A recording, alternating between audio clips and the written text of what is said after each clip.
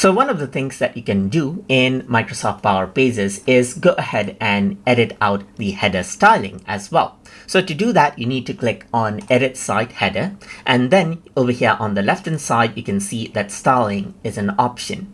You can go ahead and choose a color that you want for the heading. So you can go ahead and press OK right here, just like this. And you can see that this is the background color probably. So press OK, and you can see the real change happening out. You can go ahead and change this out around over here as well. And you can see that the color changes out as well. And you can go ahead and choose the brand colors as you want. So you can see that this is the body color. Let me just go ahead and keep it white itself right here.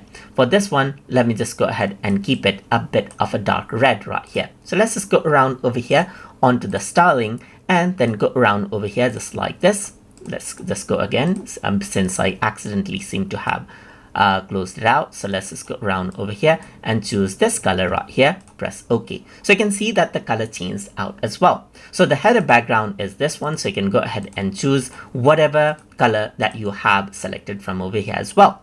Apart from that, you can see that you can also go ahead and change around the title right here, which is Arial, but you can go ahead and make it more stylish. You can go ahead and choose from different fonts that you see right here to change out the style accordingly, as you can see, just like this. So apart from that, you can also change around the weight and the size of the text as well. And you can go ahead and change around the text color as you wish as well.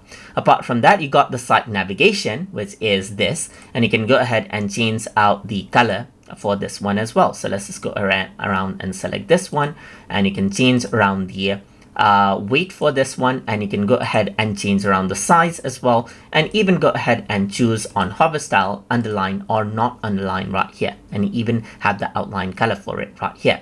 So every changes happens on the fly, as you can see, and you can see the preview of it right there. And that is how you can go ahead and change around the header styling as you want inside of Microsoft Power Pages. So I hope you guys learned something as always.